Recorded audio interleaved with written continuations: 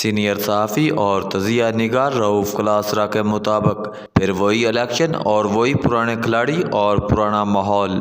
مزے کی بات ہے کہ اعتراضات بھی وہی پرانے ہیں جنہیں سن اور پڑھ کر پہلے ہنسی اور پھر رونا آتا ہے۔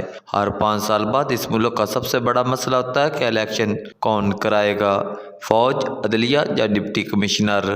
جو بھی الیکشن کرائے سیاستدانوں نے اعتراض ہی کرنا ہے کہ الیکشن میں دھاندلی ہوئی۔ 2013 کے الیکشن میں جب نواز شریف جیتے تھے تو عمران خان نے ایک بڑی تحریک چلائی تھی کہ ان کے خلاف دھاندلی ہوئی، اور دھاندلی کرانے کا الزام انہوں نے اس وقت کے چیف جسٹس افتخار چودھری پر لگایا، کیونکہ الیکشن عدلیہ نے کرائے تھے۔ عدلیہ کے الیکشن کرانے کا مطلب تھا کہ لوور جوڈیشری سے ججز کو یہ رول دیا گیا تھا۔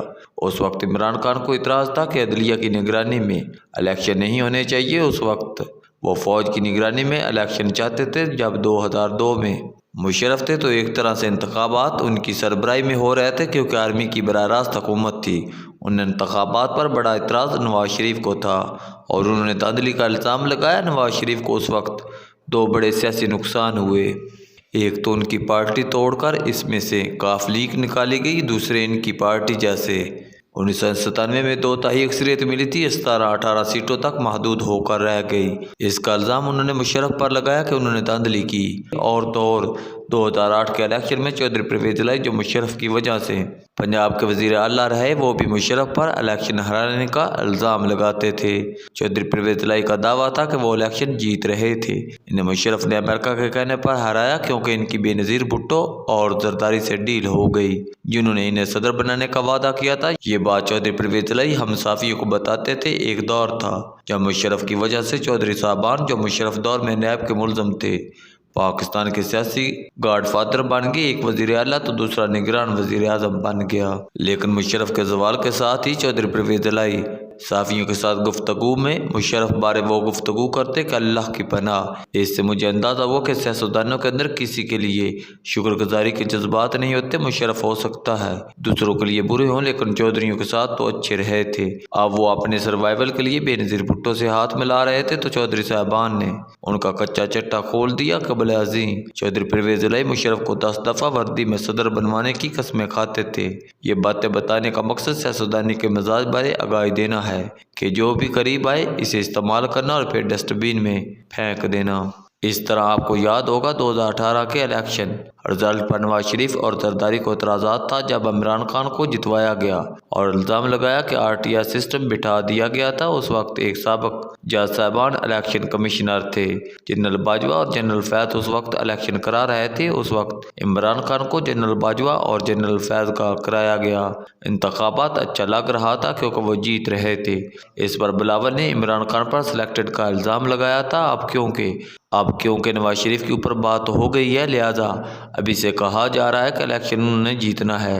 اس پر پیپلز پارٹی خفا ہے۔ خوش تو پیپلز پارٹی بھی نہیں، وہ بھی یہی بات کہہ رہے ہیں کہ انہیں لیول پلینگ فیلڈ نہیں مل رہی۔ اب کی دفعہ عدلیہ کے بجائے الیکشن ایگزیکٹو کرا رہے ہیں، اور عمران خان کو پارٹی جو 2013 میں عدلیہ کے تحت الیکشن کرانے کے خلاف تھی، چاہتی ہے کہ ججز ہی الیکشن ڈیوٹی دیں۔ ان کا کہنا ہے جو ڈپٹی کمشنر MPO کے تحت ان کی پارٹی کے لوگوں کو گرفتاری کے احکامات دے رہے ہیں، وہ کیسے فری اینڈ فیئر الیکشن کرا سکتے ہیں۔ انہیں یہ بھی خوف ہے کہ شریف خاندان اچھی طرح جانتا ہے کہ کیسے بیوروکریسی کو اپنے حق میں استعمال کرنا ہے۔ یہ تاثر بھی گہرا ہے کہ اگلا الیکشن نواز لیگ جیت رہی ہے، لہذا بیوروکریسی کبھی بھی کوئی ایسا کام نہیں کرے گی جس سے انہیں لگے کہ کل کلاں پنجاب میں نواز لیگ کی حکومت بننے سے ان کی ٹرانسفر، پوسٹنگ اور پروموشن کو مسائل ہوں گے۔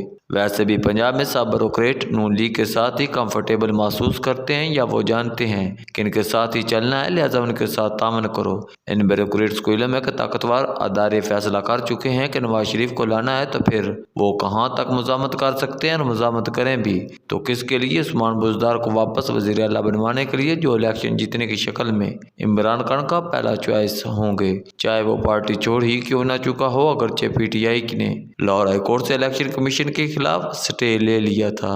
इस खतरे के पेश नज़र के डिप्टी कमिश्नर ने इलेक्शन कराए तो इनकी पार्टी के साथ धांधली होगी। इमरान खान को 2013 में अदलिया की निगरानी पर इतराज़ था, बल्कि धांधली का सारा इल्ज़ाम उन पर लगाया था, जिस पर बाद में लॉन्ग मार्च भी हुए, धरने भी दिए गए, दर्जन भर लोग मारे गए, सैकड़ों जख्मी हुए और कई घर उजड़ गए। लेकिन आज खान की पार्टी इस अदलिया से कह रही है कि आप इलेक्शन कराएं। 2018 के इलेक्शन में इमरान खान को फौज की ज़ेर निगरानी इलेक्शन कराने पर इतराज़ नहीं था, क्योंकि इस वक्त की फौजी क़यादत से मामला तय हो चुके थे कि वो वज़ीर आज़म बनेंगे और फिर वज़ीर आज़म बनकर जनरल बाजवा को मुद्दत मुलाजमत में तोसी देंगे और इनकी रिटायरमेंट पर नवंबर 2022 में जनरल फैज़ आर्मी चीफ होंगे।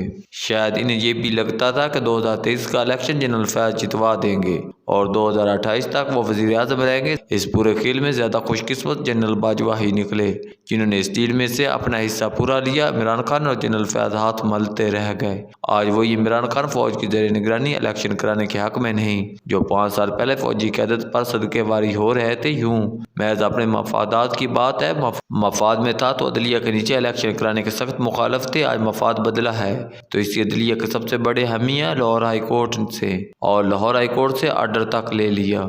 हम एक अजीब मनहूस साइकिल में फंस गए हैं। नवाज शरीफ, इमरान खान और बिलावल के नज़दीक कोई अदारा काबिल भरोसा नहीं रहा जो इलेक्शन करा सके। इन तीनों के नज़दीक इलेक्शन इस वक्त ही शफाफ हो सकते हैं जब सिर्फ वो वज़ीर आज़म बने। अगर कोई और वज़ीर आज़म बना तो फिर इदारों ने धांधली की है। धांधली के इल्ज़ामात से इसी तरह छुटकारा मिल सकता है कि नवाज शरीफ, इमरान खान और बिलावल तीनों को इकट्ठे वज़ीर आज़म बना दें।